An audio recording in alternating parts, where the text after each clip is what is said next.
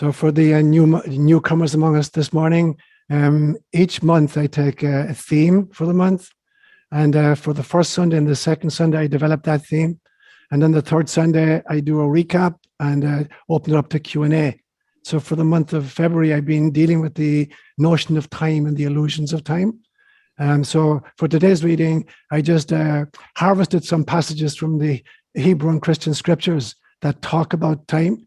And it's very paradoxical because some of them suggest it's a piece of cake. The time is now. And others suggest we have no idea when the time is. So just one-liners from a whole bunch of parts of the different scriptures. From Peter's second letter. But do not overlook this one fact, beloved, that with the Lord, one day is as 1,000 years, and 1,000 years as one day. And from the letter of James, yet you do not know what tomorrow will bring. What is your life? You are a mist that appears for a little time and then vanishes. From Paul's letter to the Ephesians, as a plan for the fullness of time to unite all things in him, things in heaven and things on earth. And from Paul's second letter to the Corinthians, for he says, in a favorable time I listened to you, and in a day of salvation I have helped you. Behold, now is the favorable time. Behold, now is the day of salvation. From Mark's Gospel, but concerning that day or that hour, no one knows, not even the angels in heaven, nor the Son, but only the Father. From Paul's letter to the Galatians, but when the fullness of time had come, God sent forth his Son, born of woman, born under the law. And from Paul's letter to the Romans, besides this, you know the time, that the hour has come for you to wake from sleep. For salvation is nearer to us now than when we first believed. And from Psalm 90, before the mountains were brought forth, or ever you had formed the earth and the world, from everlasting to everlasting, you are God. For 1,000 years in your sight are as but yesterday when it has passed, or as a watch in the night. And finally, from Luke's Act of the Apostles, he said to them, it is not for you to know the times or the seasons that the Father has fixed by his own authority. These are words inspired by God. So today I'll do a recap of the two homilies on time and then open it up to Q&A. There is a branch of philosophy which is called Epistemology, and it deals with the question, how do we know what we know? And I'm convinced that there are basically three ways in which we know what we know. And the first one is authority. Some authority figure told us something, somebody we believe. So a politician or the news media, or a priest or a teacher or a scientist or whatever. So often we believe stuff because somebody whom we respect told us it's so. And then the second way is we know things are real because we figure stuff out for ourselves. That's how we know stuff. And then thirdly, we experience something and we know it's true because we've experienced it for ourselves. Now, I'll just give you a simple example. Thinking about growing up as a Christian and particularly as a Catholic, the notion of the Eucharist. What is the truth about the Eucharist? And so you have the Catholic Church telling us, the authority saying that the Eucharist is the real presence. It is the body and blood, soul and divinity of Jesus Christ. The Protestant churches, on the other hand, talk about the Eucharist as a kind of a memorial, a kind of a remembrance of something that happened 2,000 years ago in Israel. So that would be like authority. That's where we get our information from, Eucharist. However, I began to try to figure this out for myself as a student in the seminary. So what does it mean? What does real presence mean? When the Catholic Church says that Eucharist is the body and blood, soul and divinity of Jesus Christ. I understood immediately. And obviously, when I'm eating, communion, there's not Jesus' big toe in there someplace or his kidney. Or if I did, when I'm drinking the blood, if I were to do a CBC on it, I wouldn't be looking for a hemoglobin level or 1AA. And so obviously it's not about biochemistry. So as I work it out for myself, I realize that this phrase, body and blood, soul and divinity, just means it's an encounter with the eternal essence of the Jesus avatar. And then after 50 years as a priest, from years and years and years and years of celebrating Eucharist with communities all over the world, I begin to experience the reality of Eucharist because it's been my personal experience. And that is that in order to really grok Eucharist, you have to go trans-temporal, you have to go trans-spatial, you've got to go trans-rational, and you've got to go trans-personal. And so in some senses, it's an experience of time traveling. Because when you really understand Eucharist in this sense, then your encounter with the living Christ is as real as that of Mary and Peter and Judas at the Last Supper. And so time is what is of the essence here. We are time travelers, basically. And that's where I wanted to go in the two homilies and in today. So over the last two weeks, I covered basically 5 different aspects of time. And firstly, 2 Sundays ago, I quoted from the book of Ecclesiastes. There's a very famous passage from the Hebrew scriptures that says there is a time for everything under heaven, a time to live and a time to die, a time to kill and a time to heal, a time for war and a time for peace, a time to break down and a time to try to build up. Now, I pointed out that I do not believe that the author of Ecclesiastes was advocating this and saying, yeah, go for it, kill somebody, or go for it, heal somebody, or yeah, go for it, break it down, or yeah, go for it, this is a time of war. He wasn't saying that. He wasn't advocating that. He was saying, this is what you will experience. When you sign up for incarnation, then for each incarnation, you're going to encounter a few subsets of there is a time for. So in any one incarnation, maybe you'll experience 5 or 6 of these there is a time for in your life. And certainly over the entirety of your reincarnational experiences, you're going to encounter all of those experiences. If you live enough lifetimes, there will be a time in which you will experience war, or peace, or killing, or whatever. And so it's kind of cluing us up that when you volunteer for incarnation, this is what you're going to expect. He's not advocating any of these things. That was the first point I made 2 weeks ago. And then I talked about fractals, and particularly fractals of time. And a fractal is basically a pattern that repeats at an infinite number of scales. So for instance, you've got spatial fractals. So if you take, for instance, an atom with a nucleus and electrons spinning around it, and you scale that up, then you have a planet with moons spinning around it. You scale it up again, and you've got a sun with planets spinning around it. And you scale that up, and you have a galaxy like the Milky Way galaxy with solar systems spinning around it. So fractals are basically a pattern that repeats at an infinite number of scales. And there are time fractals as well. Some of these are natural fractals, and some of those are human fractals. And so, for instance, natural fractals are a day. A day is how long it takes for the Earth to rotate on its axis 360 degrees. So it's a natural fractal. Then you have a month, which is what the moon does over a period of 29 and a half days, so that it reveals itself, it fades away, it's gone, and then it refashions itself over a monthly period. And then a third pattern is like the year, how many days it takes for planet Earth to circumnavigate the sun. And then a huge big one is our solar system is circumnavigating a giant black hole at the center of the Milky Way galaxy. And that circuit takes 250 million years.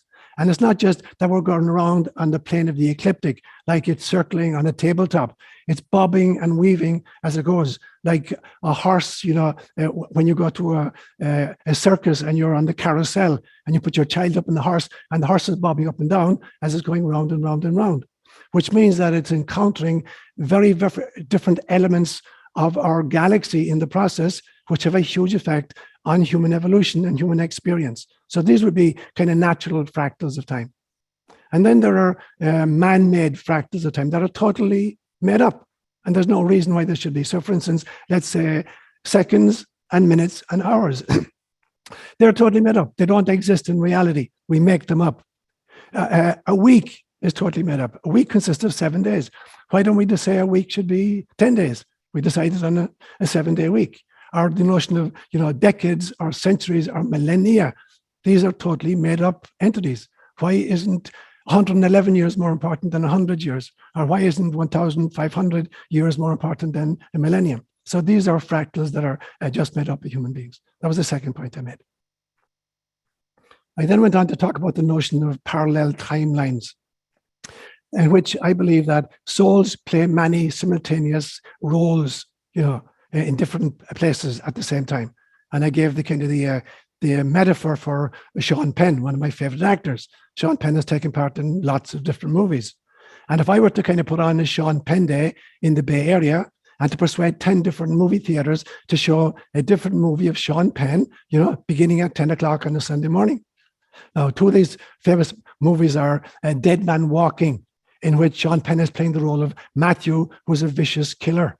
And there's a beautiful movie called I Am Sam, where Seán Penn is playing the role of a mentally retarded man who's raising a very, very gifted daughter. Now, as these movies are being playing in the Bay Area at the same time, Matthew has no idea that Sam exists, nor does Sam know anything about Matthew. But Seán Penn knows that he's playing both roles simultaneously right now. And so in some senses, we have to differentiate between the soul self and the role selves that the soul is playing perhaps simultaneously. And I believe, and this has been my experience, that sometimes these parallel lifetimes intersect in our dream life, and we encounter characters that we can't kind of locate in this waking reality, but obviously we're playing these roles in some other parallel universe. And I talked about the notion of not just parallel lifetimes, but also parallel processing. That, for instance, the human body is parallel processing at an extraordinary rate. You've got basically about 70 trillion cells in your body, and every single one of them is individual. It's got its own elimination system. It's got its own kind of cardiovascular system. So simultaneously, these 70 trillion cells are parallel processing. And then they organize into organs, and the organs are parallel processing. While your heart is doing one thing, your lungs are doing simultaneously something else.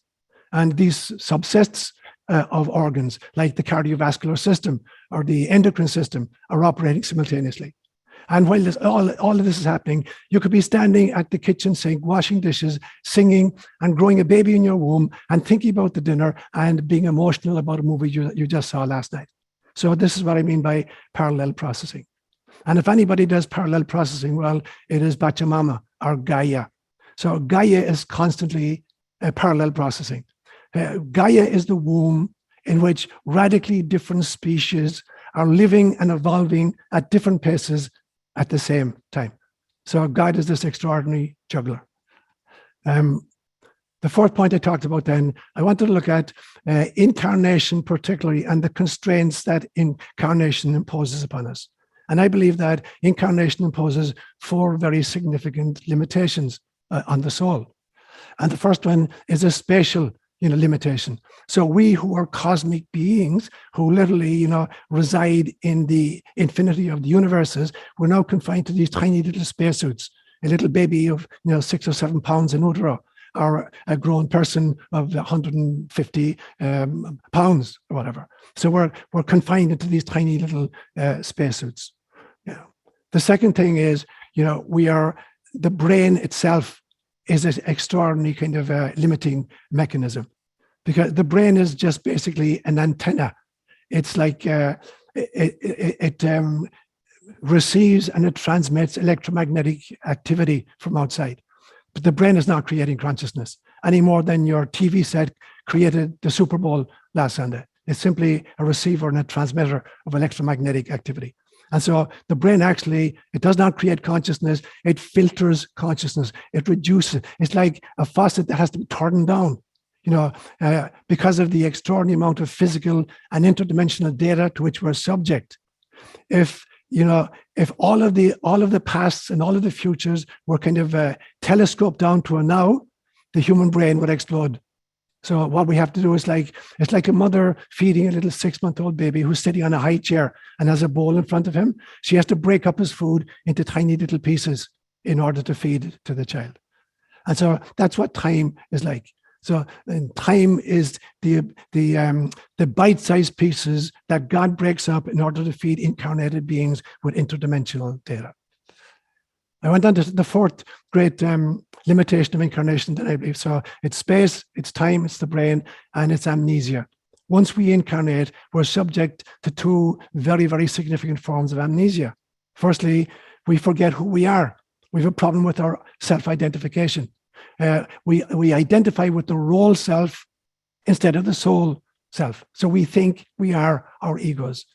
And the second limitation by amnesia is we forget why we've come. And we have a mission. Every single one of us has a tripartite mission. The first one is to wake myself up. The second mission is to try to wake somebody else up. And the third mission is to try to bring the world into Christ consciousness or to recover its Buddha nature. But we forget why we're here. And I suggested that there are 7 timelines that we've created, 2 in the past, 2 in the present, and 3 in the future. So in the past, we've created the notion there's a real past, things that really happened and really went down and were influenced, were the product of that. And there's also the historical past, that which was written by the victors, which may only barely be near what really happened, but were affected by the history, by the books we've read and what we're told happened. So we're products of the fictitious past and the real past. Similarly, we're products of the fictitious present and the real present. So for instance, right now, planet Earth is evolving in whatever way it is, and we're subject to all these particular kinds of forces, and they influence who we are. At the same time, there's all this propaganda going on, non-stop propaganda, and we're influenced by the propaganda. So there are 2 present forces forcing us to act in the ways in which we do, the real present and the propagandized present. And then there are 3 versions of the future. There's what some people believe, there's a fated inevitability, that there's nothing we can do about it. And so free will is an illusion. And we're basically just mouthing pre-programmed plots, and pre-memorized lines. And we're just walking like zombies through a script. Now, I don't believe whatsoever in that notion of a fated future. Rather, there are 2 kinds of future. There's the probable future and there's the possible future. The probable future is where we're going to arrive at if we don't change what we're doing. And the possible future is where we arrive at if we start making changes. So I keep saying that the function of the prophet is not the person who predicts the future. The prophet is the person who prevents the future, because the prophet can see clearly what the probable future is if we don't change our ways, and he's trying to prevent that. So he's not foretelling the future, he's trying to forestall the future. Instead of a probable outcome of present action or inaction, the prophet is calling us into action which creates a possible future of Christ consciousness. And I pointed out that people who have near-death experiences, they all record the fact that there's a life review in which their entire life flashes in front of them. And they can see this in an instant.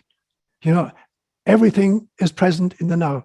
Not just their own experiences, but they can inhabit the spacesuits of the people who were affected by their particular actions. And it's not just, I wonder what Tommy felt when I said X. It's, I feel what Tommy felt when I said X. And so in a near-death experience, time is totally telescoped down to the now. And I quoted Eckhart Tolle's beautiful notion that you've never done anything in the past, ever. All of your actions have taken place in a present moment, which is now part of your memory bank. But you did it in a present moment. You did not do it in the past time. And you will never do anything in the future. You will do something in a present moment, which is yet to come. And so the notion of time is this malleable entity. I used the metaphor of how long will it take you to read, for instance, a 400-page book? Maybe 40 hours. Maybe you'll go up 10 pages an hour. But if you download it from Amazon onto your Kindle, you could download it in 40 seconds, which means it's downloading 3,600 times faster than your ability to read it. And so time is a product of the processing intelligence. It is not, a product of reality itself. And an enlightened mind or enlightened soul can instantaneously process all that is now. And I finished up by talking about what science calls a TOE, a theory of everything. So there are 4 great forces in science, according to science.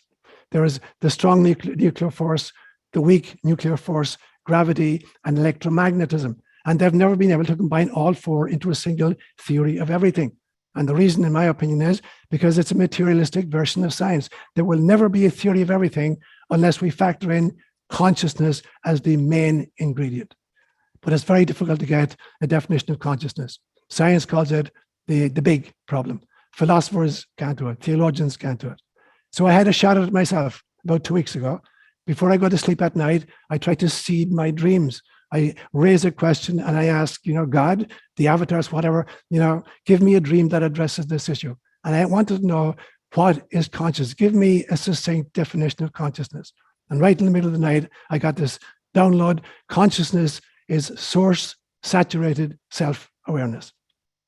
Consciousness is source-saturated self-awareness. So that's where I went for the last 2 weeks, guys. So let's open it up now to Q&A.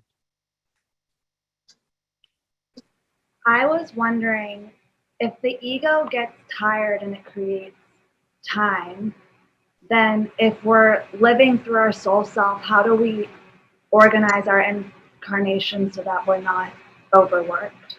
Okay, the brilliant question, Ilana. So if the ego is kind of the reducer, that makes sure that we're not overwhelmed, we have to go then at that stage, what I call the four trans-temporal, trans-spatial, trans-rational, and transpersonal. So trans means going beyond.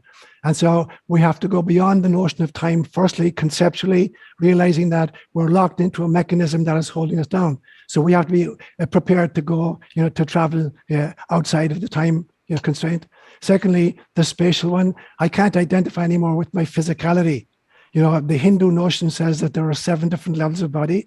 There's a physical body, which is vibrating between 400 and 700 nanometers, between infrared and ultraviolet, that we can sense. There's an etheric body, which is vibrating at a higher frequency. Like if you can see auras, that's what you're looking at. There's a third level, which is called the astral body, which is the body you inhabit when you're dreaming at night. And also it's the place from which you download your emotional reactions to your environmental experiences. There's a fourth level, which is the mental body, which is what Plato called the ideal realm, the place from which we download all great ideas. The fifth level is our psychic body, the level at which we begin to experience psychokinesis or clairvoyance or telepathy or precognition. The sixth one is our soul self, that there's a level of where we're bite-sized pieces of God. And then finally, there's cosmic consciousness, which is the divinity itself. And so to be able to be willing to surf those levels and not be confined to this little tiny spacesuit that we have. And that means then going transpersonal, that I'm not identified with being a discrete, separate entity, but I realize that I'm a bite-sized piece of God. I'm a holographic fractal of source. And a hologram is an entity in which the entirety is contained in every part of itself. And then finally, I have to go trans-rational. And trans-rational is not the same thing as irrational. It means going beyond reason. And this is why great teachers like Jesus will constantly use metaphors and parables, and pithy adages to take us out of the intellect and bring us into the soul self. Now, there are many, many ways then practices where we do this. Meditation does that. Art can do it for some people. Music can do it. Time spent in nature can do it. Working with your dreams can do it. So there are many, many different spiritual disciplines, all of them predicated on the notion that I am not my ego. And therefore, I need to disidentify with that and begin the journey, surf wherever the journey takes me. And having spoken with you personally, Ilana, I know that this is not a new area to you. You've done this many times. Seán, I wanted to ask you about the places where time seems to shift in and out. Right. In Ireland. Okay. Yes. Talk about. Yes. What is it on those places on the planet, or what is it about when we go? How does that happen? Okay. So in Irish, we call them Chael Oitzena. A Chael Oit in Gaelic means a thin place. It's a place where the veil between the mystical and the mundane is diaphanous. And I believe that happen. There are some physical locations in which that's true. There are also times in which that's true. And all of the great religions try to kind of zero in on those timepieces, like Pesach for the Jews, or Easter for the Christians, or the Festival of Lights for Hinduism. And so there are times in the year when time itself, seems very mobile. I think there are what I call, people, what I call mobile tabernacles or mobile portals. There are people like Jesus the Christ or like the Buddha, they're carrying that energy around with them. And to have an encounter with such a person is immediately to be able to pierce the veil. And so there are specific locations on the planet. Maybe Sedona, in the United States of America. Maybe Lourdes for some people. Jerusalem for many, many people. And so there are places where they have been impregnated with the devotion of thousands of years of people who have worshipped in these locations. And there may be ley lines involved in it. There may be kind of physical parameters determining where these portals open up. Or it may be that there are actually ascended masters who spontaneously open up portals in physical locations or at particular times in human history in order to let light flood through from the other side or allow us temporary access to a greater understanding of why we're here and what the purpose is. Seán, thank you so much for the summary. It was really good. If you could share the story again about Africa, that was really very profound and life-changing for me. Okay. Thanks. Sorry. I have a second question too, is where did we end up with the train and the mosquito? So we take one at a time. Okay. So the African story was, during the last year of my seminary training, we were taught a system called community development, where they teach you how to go into a foreign culture, learn a new language, learn a new culture, and try to figure out what the felt needs of the community might be. So that means trying to isolate what are the resources, who are the leaders, what are the problems, and what are some of the solutions. And so I go to Kenya in November of 1972. I spent a few months learning Kiswahili. And then I get my first assignment. I am in charge of this huge, big, sprawling parish called Eldama Ravine, hundreds of miles long. And I'm going from outstation to outstation every day. And I'm sitting at a meeting of the elders, the Wazee, one day. And it's a semi-desert area and water is a huge issue. So I'm giving a spiel and I say, I understand you guys are the leaders. I understand here are the resources. I think that here's a basic need, water, here's kind of a problem. Here's a way I've got contacts in Europe that can help us deal with this. And so I'm giving my spiel. And all of a sudden, this old man who was kind of smiling bemusedly, looking at me, he puts up his hand and he says, "Can I ask you a question?" And I'm 26, I'm Irish, I know everything. So I said, "Sure, fire." And he says, "Can you tell me why it is that for you Europeans, your only response to a problem is to want to solve it?" I'm thinking, dude, what do you do with a problem except solve it? I'm stuck, absolutely stuck. So I said to him, "What do you do when you encounter a problem?" And we're speaking in Swahili, but more or less what he said to me, and I've never forgotten it. He said, "A problem is an invitation to self-transcendence. And if all you do with the problem is solve it, life will just give you another problem. And if your only response to the second problem is to solve it, life will give you a third problem." And I think I learned more in that 10-minute encounter than I did in 8 years of seminary training. And I've applied it again and again and again. And in order to self-transcend, as I said a few minutes ago, you have to step outside of time. You have to elevate away beyond, you have to go transpersonal, transspatial, transrational, and elevate your consciousness up to your soul self. And then you get a vision, a wider context, so that when you come back down, now you can begin to make changes which are going to work. To use a totally different metaphor, suppose you were, were asked to paint a huge big wall mural, and the wall is 15 feet long by 8 feet high, and you have to paint a mural. You can't put your nose to the wall and start painting a mural. You have to stand away back from it. You have to create an idea of what you want the finished mural to look like. You have to do a sketch of the outline, and then you come in and you start working in details, and then you back off and you see, is this detail consonant with what I'm trying to achieve overall?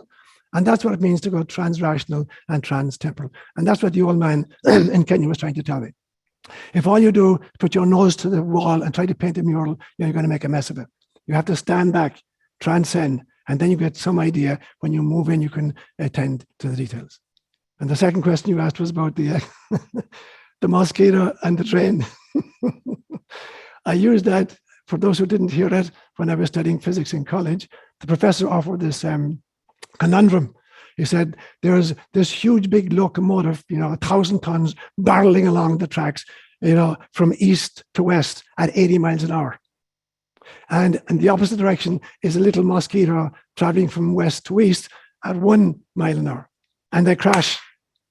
Now, there's a mathematical reality that if something is traveling in this direction and then it reverses itself, there has to be an instant in which it's at rest. It has to be doing a speed of 0 for an instant. It can't be going in one direction and going the opposite direction without temporarily coming to a complete halt. So presumably, the mosquito came to a complete halt when it hit the train. And if the mosquito was at a speed of 0 for that instant, it must mean that the locomotive was also at a speed of 0 for that instant.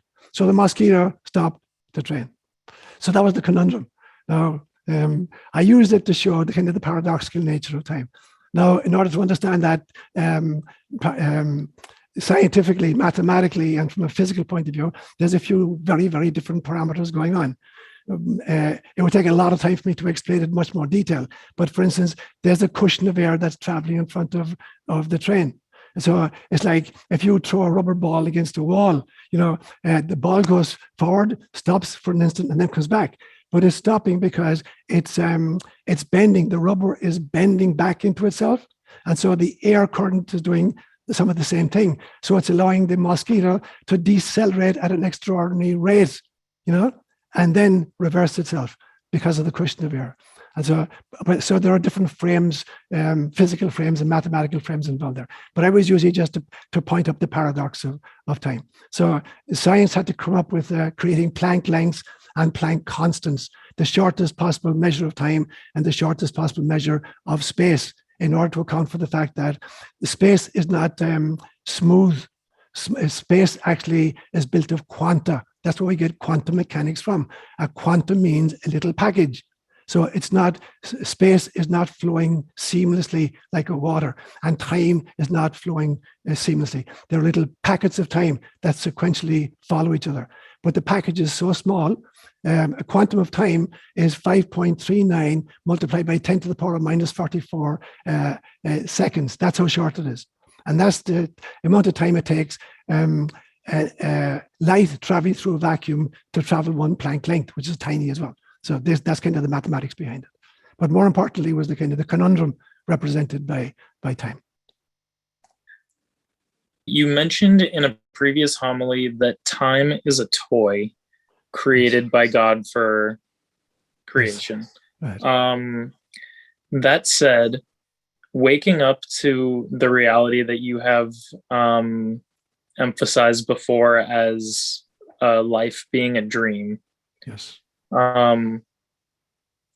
What is an example of, say, responsible time travel? Yeah, like how would the soul self do it?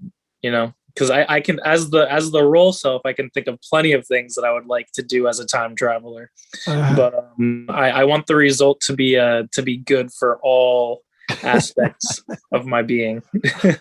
That's a great question, Robbie. So a few months ago, I did a homily on dreams. In fact, I devoted a whole month to dreams. And actually, way back in 2011, 2012, I did a seminar for the community on dreams. There's some really, really good literature out there on dreams. So the phrase I've come up with over the years was that life, is a dream that the ego is having. And the ego is a dream that the soul is having. And the soul is a dream that spirit is having, and spirit is a dream that source is having. So we live within this nested dreams. Now, when I say dream, I don't mean that it's made up. Dreams are absolutely real. And this, in some senses, the waking version of the dream is the least important level of the dream.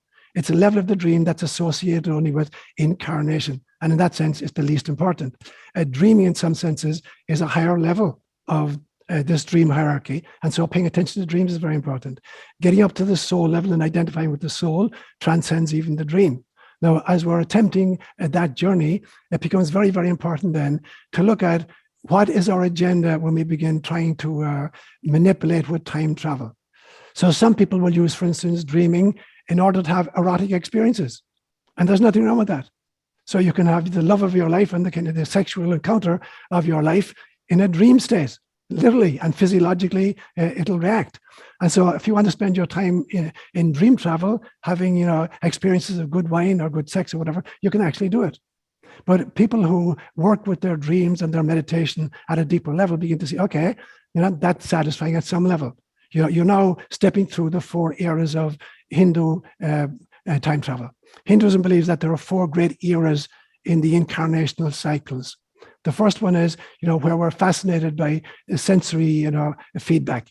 And so a good wine, good food, good sex, or whatever. And they say we spend many, many, many lifetimes, being addicted to these things. And there's nothing wrong with that. In fact, they'll teach us the Kama Sutra in order to teach how to do even better. But they say at some stage, the soul is going to realize there must be something more to life than mere sensory pleasure. And so the next level is the addiction to power, privilege, and prestige. And this is a very, very dangerous era, because where addiction, let's say, to alcohol or drugs or whatever, is only going to affect me, and my immediate family, addiction to power is going to affect the entire globe. And we're seeing evidence of that in our world right now. People addicted to power become tyrants who try to control the masses. And Hinduism says there's nothing wrong with power properly understood. You take, for instance, Mahatma Gandhi, as the prime minister of India. So a leader like that can exercise control in a very benign fashion for everybody. Other people do it very, very differently. So after many, many lifetimes, being stuck with an addiction to power, privilege, and prestige, we move to the third stage. They call it, service. We realize that it's basically about service. And so these are the Mother Teresas of the world who go and pick up little babies off the streets of Calcutta and attend to them. But Hinduism says even that's an illusion. It's the final illusion, because it's predicated on the notion of separation and separate identity. And so the final stage is what they call moksha, which is unification with source. So to answer your question then directly, as you attempt to time travel, you're going to encounter all of those kind of attractions, all of those kind of diversions. So the question is, which one are you going to follow? The very same thing seems to be happening during the dying process, according to Buddhism, that as you're dying, you're going to encounter all these kind of different divinities of various kinds, some looking really, really kind of demonic or whatever, and they're trying to distract you from the journey back into the white light. Or you're going to get distracted by maybe even family members, that you want to spend the afterlife just with family members. And that's grand, but there are places beyond that, because family members are also an illusion, of separate identity from source. And so again and again and again, the traveling involves resisting the temptations to take lesser kind of off-ramps and to hold on until you meet the source itself. So that would be my kind of understanding of time traveling. My question has to do with ÓLaoire, with the thin places. Okay. For the past couple of years, so much of our life experiences and sharing have been through technology, yes, through Zoom. And so there have been weddings, there have been funerals, there have been birthdays, there have been just those kinds of moments, which I often think, are the thin places. And so what I'm wondering is what effect this sort of our use of technology, where it has so many obvious benefits, what is it doing to our ability to go transpersonal or transrational, or to go into those thin places in situations like that? If you think there's what sort of effect you think it's having on that and people's ability to develop those skills? That's a brilliant question, Karen. And so again, like all technologies, like, is a knife good or bad? It's grand if you're using it to butter your bread. It's terrible if you're using it to stick it in somebody and kill them. And so every technology has this bifurcation point. So there's a big bifurcation point between, using technology as a transpersonal mechanism on the one hand, or using technology as a transhumanist agenda on the other hand, an effort to kind of create cyborgs out of human beings. And this is the great danger of technology in our times. At different times, the technologies, fire, which was discovered or invented 800,000 years ago by people long before Homo sapiens arrived in this game. So that allowed them to kind of cook their food, warm themselves, protect themselves against wild animals who wouldn't come near fire. But now the very same fire is the source of the nuclear bomb. And so every time there's a technology, there's a bifurcation of purposes. Is it going to enhance the human trajectory back towards God, or kind of divert us? And I see this current crop of technology, particularly this movement into virtual reality, where people are being sucked more and more and more into imaginal realms, and less into a human personal contact. So for me, the great temptation that has to be resisted is we cannot go down the road of transhumanism, of becoming cyborgs, which are hackable and programmable. On the other hand, we have to go transpersonal. We have to disidentify with our separate self. And in one sense, the fact that we have been able to attend the funerals of beloved people whom we can't physically, encounter or celebrate, that for me is a beautiful use of technology. That's going transpersonal in a really beneficial sense of it. But the agenda very, very often of the people who invent these technologies is to use them for military purposes or for control reasons. Yeah. My question is, if apparently our experience is the result of our beliefs, okay. And our whole way of understanding reality, what's possible, history included, physics, the model of the universe, it's all part of what we have been taught in one way or another, and possibly, learned in an intuitive way, but that's probably less likely. So my question has to do with the following. If I have in the past determined that I identified myself with a victim, for example, and I grew up as a child that didn't have support or was poor or whatever, in any way, is sending my intention back into my past to replace that memory, or to basically tell myself a different story that would then unfold in a different way in the present. Would that be a form of time travel? And I guess with that, it dovetails, is our intention another form of time travel into the future? That's a brilliant question, Haman. And so you've locked two questions into that piece. The first thing is, are our experiences the result of our belief systems? Only partially. Because when you take a newborn infant, they're having experiences and they're bathing in these experiences. I believe they're actually in contact with they're in a thin place continually, in a ÓLaoire continually for the first 2 or 3 years. And so they're having these experiences of the other side regularly. And so their experience is contingent upon what's actually happening. And then we start, schooling them, not educating them, but schooling them.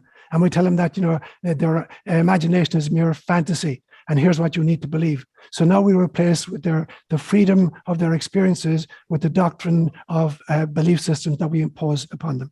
And it becomes very, very difficult to experience that which the culture tells you does not exist. Very, very difficult. Only the prophets and the mystics and the artists manage to break out of that box by having experiences that the given cultural wisdom tells you is impossible. And so it is possible to continue to have experiences that are not in accord with the belief systems that you grew up with. In fact, I would posit that it's a very important part of the ascension process, of the evolutionary process, to break away from previous belief systems in order to kind of privilege your own unique experiences. And so I put a lot of emphasis over the years on creating your own personal cosmology, because it's very difficult to experience that which the culture tells you does not exist. Now, to answer the second part of your question then, what does intention have to do with that? Intention is the way in which we puncture belief systems and explode the balloon of this cocoon in which we've been enshrouded by the schooling system or by the cultural mores. So intention is very, very powerful.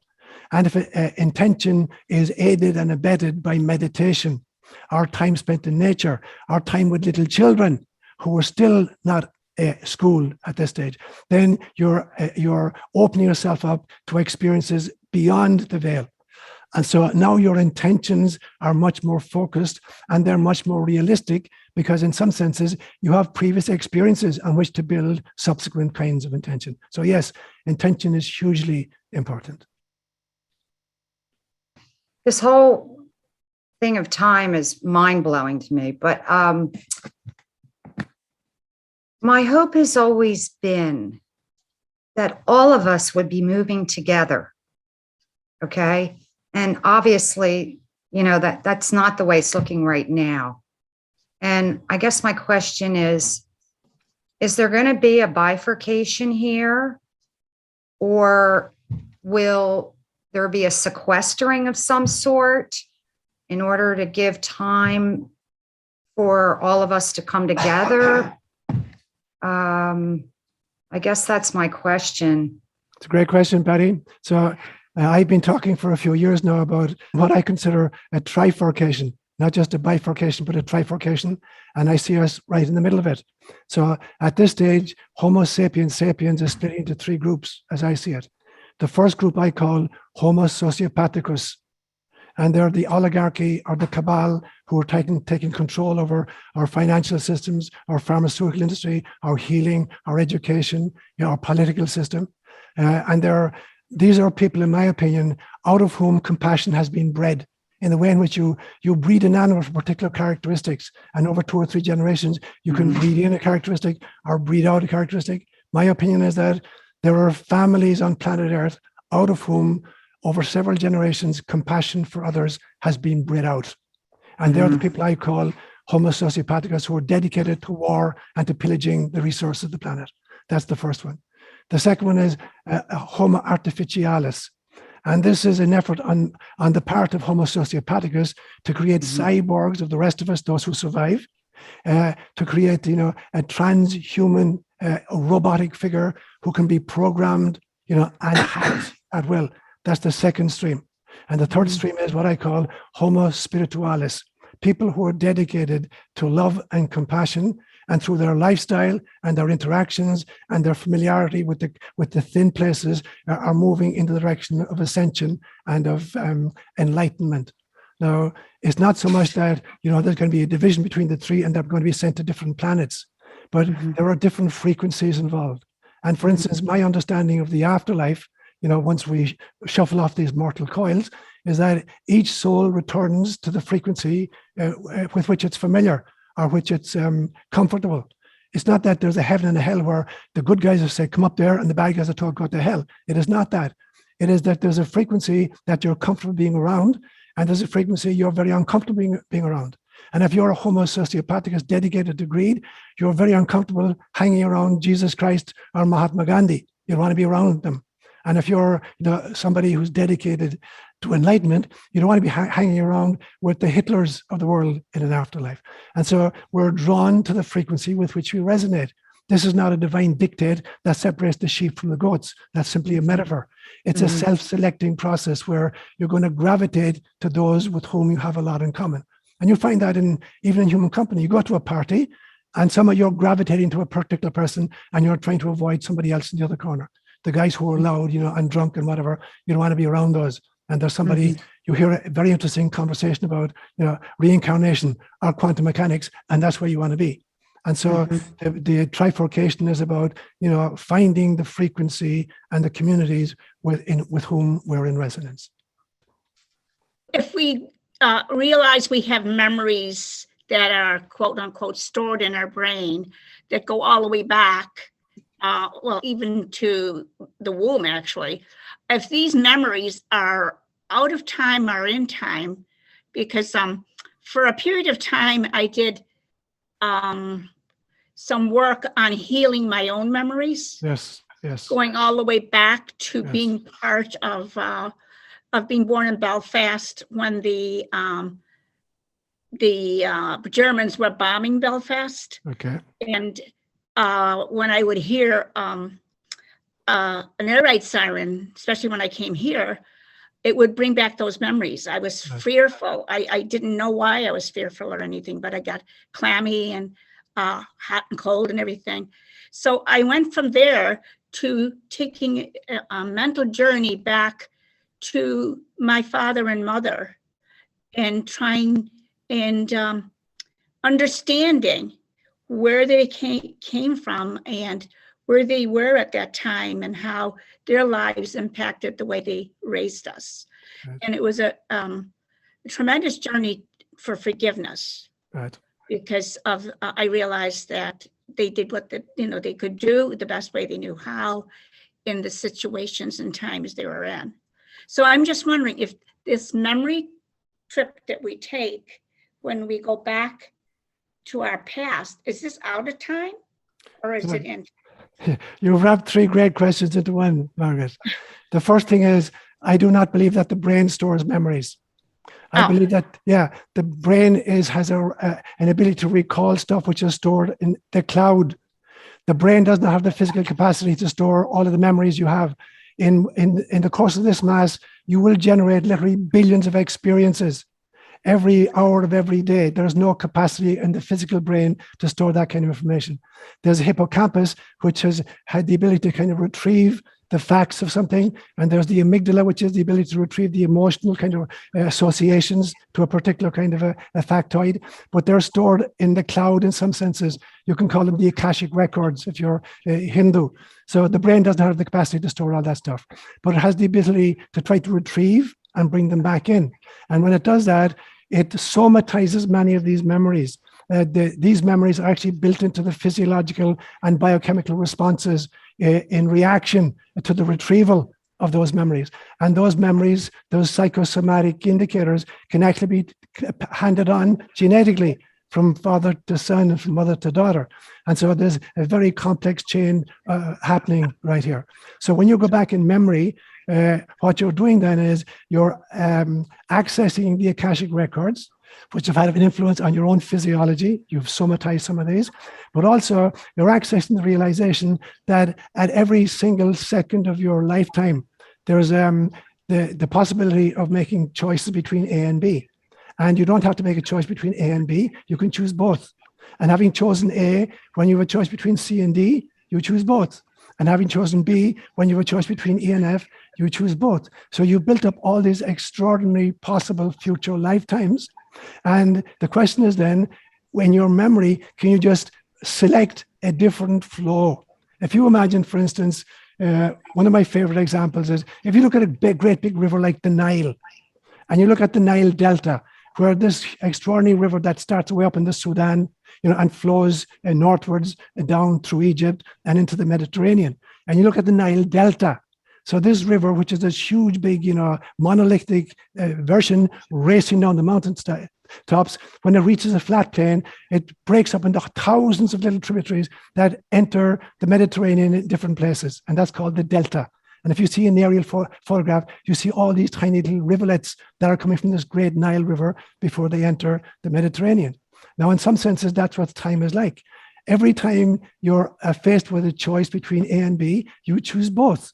So you've got all these totally different ways of entering the Mediterranean. The question is, when you go back in memory then, which one of these do you want to select out and make it your primary reality? Do you want to select out a tributary in which, because of the war in Belfast, the somatized body passed on genetically is activated? Or do you want to kind of pick out a memory in which you had a totally different response to it, and you blessed everybody involved and you prayed for everybody involved? Do you want to pick out that timeline? So there's a plethora of possibilities among which to choose. So going back in memory is simply selecting a previously articulated response to an experience. Thank you. Gormaga. Tá fáilte rá a story. Not even sure I can really formulate the question completely, but it seems like going back in memory, I mean, there really is no past, right? Because every time we go back to access a memory, it's like you open up a document and you change the document, right? So, because we have a different perspective on that memory when we go back to visit it, right? So kind of, again, I'm not even quite sure what the question is, but I'm formulating this. And then the other thing is I'm wondering what it kind of means when we don't have access to any of those memories, right? Like in the past. Okay. Great questions, Betsy. So in some senses, the problem with memory is because it's stored offline. And when you try to recall it, you're kind of bringing it into this very limited brain that we have. And so as you're bringing stuff back down, if you don't retrieve it for years and years and years, it's like you put papers in a drawer and they begin to kind of wrinkle and go yellow. And then when you take them out, it's very hard to read them. At the other hand, if you take them out regularly and you paw them regularly, you're going to put smears all over it. So in either case, if you don't go back at all to them, they're going to kind of corrupt, and you take them out too frequently, they're going to corrupt. And this is actually cognitive psychology, that the retrieval of memories, the frequent retrieval of memories changes the memories, and the inability to retrieve memories for a long period of time also changes them. So you take them back, it's like a little child with a coloring book, and there's an image on the page, and now the child goes over it with a red crayon. And tomorrow he decides he prefers blue. So he goes over the same image with a blue crayon. And now you're going to get a blue and red coming together, and you're going to get a slightly different color. So as you try to retrieve memories, you're going to influence them. Now, what is the way out of this? The way out of this is the realization that I gave a homily some months back on the phenomenon called pareidolia. Pareidolia is where you infer meaningful patterns from random data. So you look at a cloud and you say, oh my God, that looks just like an elephant. So pareidolia is the belief system that we wrongly infer meaningful patterns from totally random data. I don't believe that's the whole story. I believe, in fact, that if I gave you a sheet of paper, with rows and columns of just dots, and I say to you, can you see the elephant in there? All you need to do is collect the dots in a particular order, and you'll have an elephant. If I say to you, can you see a Lamborghini in there? Instead of connecting the dots the way you had, if you connect the dots in a different fashion, there's a Lamborghini in there. So everything is contained in the matrix. And I'm punning here, obviously. Everything is contained in the matrix. It's only a question of how you connect the dots to each other. So depending on how you connect the dots, you're going to retrieve a memory in one fashion or in a different fashion. But they're all present there because there is only the matrix of rows and columns of dots to be inferred and connected according to an intention, as Germán said a little bit earlier. And if your intentions are to create harmony and love for your own past or the world's past, or the present or whatever, start connecting the dots in a way that creates that outcome. Yeah, no, that makes sense. And, it's interesting because it brought up for me, I don't know whether it was last week or another video that I was watching of yours, where talking about Darwin and how we focus on Darwin's survival of the fittest, but he actually wrote more about love than he did survival of the fittest, and about the democracy of nature. But it seems like I think our culture fixated on the survival of the fittest and, the power in his writings versus the love. And it seems like that's coming out more now. I don't know. So you're absolutely right. So there was a contemporary of Darwin's called Wallace, who also had a theory of evolution, and they talked to each other about it. And Darwin published before Wallace did. But Wallace had a very, very different understanding of evolution.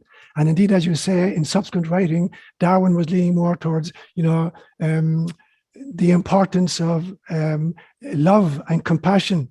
But at this stage, the British Empire had adopted his, survival of the fittest model as a kind of a reason for conquering Africa and other places. So the new version didn't suit them, so they ignored the new version and said that he was an old man who was doddering and he's kind of losing his senses anymore.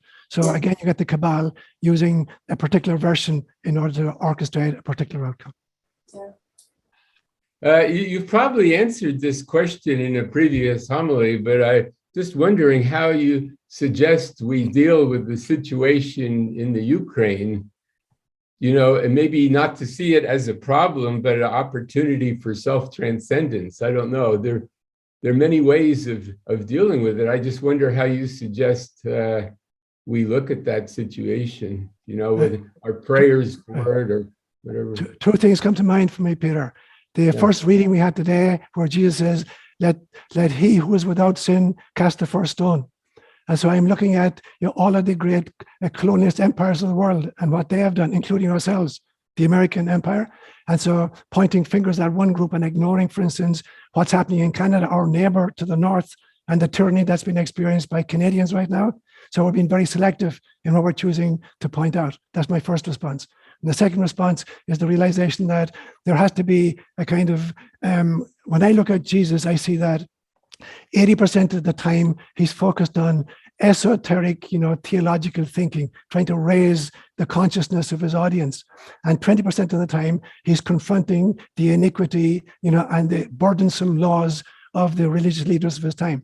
And I've tried to do that in my preaching as well. I try to focus on the esoteric and the kind of the mystical, but when I come across, things that need to be confronted and challenged, I'll do that. So in this situation with the Ukraine or with Canada or with the situation in our own country, I think it calls for an inner kingdom response and an outer kingdom response.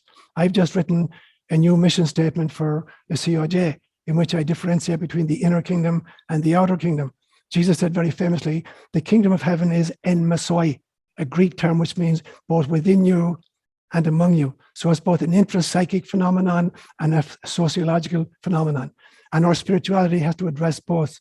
Our spirituality, if it's simply about mystical esoterica, it's just, a kind of narcissistic navel gazing. And at the same time, if it's totally secularized without a spirituality, it's going to be taken over by some kind of a cabal.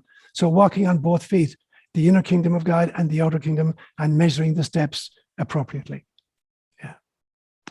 I'm not sure if this is exactly related to time, but Seán, you talked about how there was the idea of multiple lives was written out at somewhere by some woman who didn't want to come back into this situation that she came in. The idea of multiple lives was written out of religion, or it was written out of spirituality by. Yes. Yeah. But I guess what I'm kind of curious about is, do you think that's part of our issue here, that we don't think we're going to have more chances to do this, or that idea of kind of parallel, like with the Bhagavad Gita, he's saying it's already done, it's, blah, blah, blah, so it doesn't matter, just do what you got to do. Do you think that's part of people's issues here, just going, this is it, this is the only chance I have? Not to say that people would just kind of not make the most of what they had if they thought they had multiple lives or multiple dimensions. I'm just wondering your perspective on that. That's a brilliant question, Lynn. And so you're absolutely right.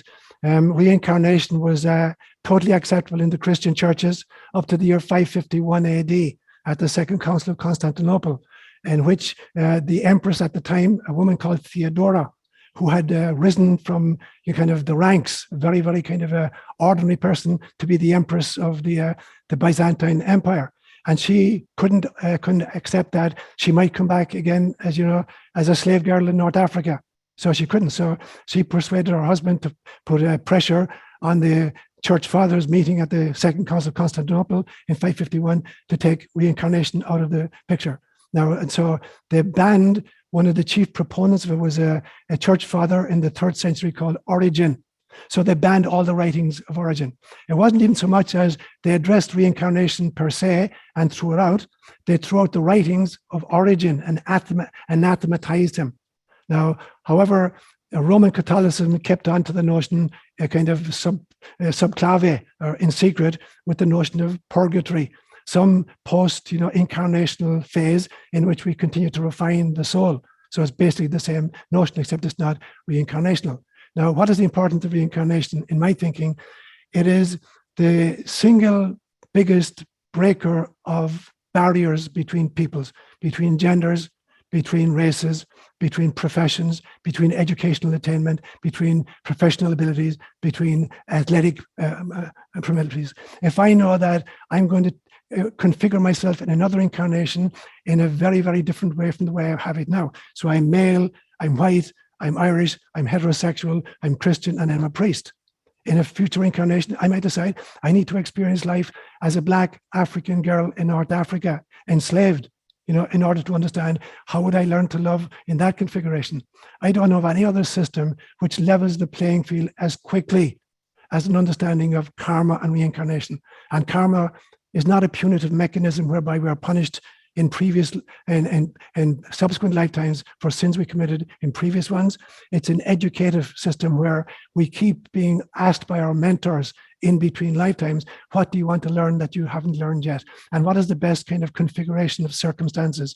You know, your physical body, your family, the timeline you want to go into, the religious affiliation you're going to have. What's the best configuration that allows you to learn whatever lesson you want to learn in the next incarnation? And over many incarnations, we experience all possible configurations until we finally understand, you know, how to love, no matter where we find ourselves or when we find ourselves incarnated on planet Earth. And then we go elsewhere and we do a different kind of a trip.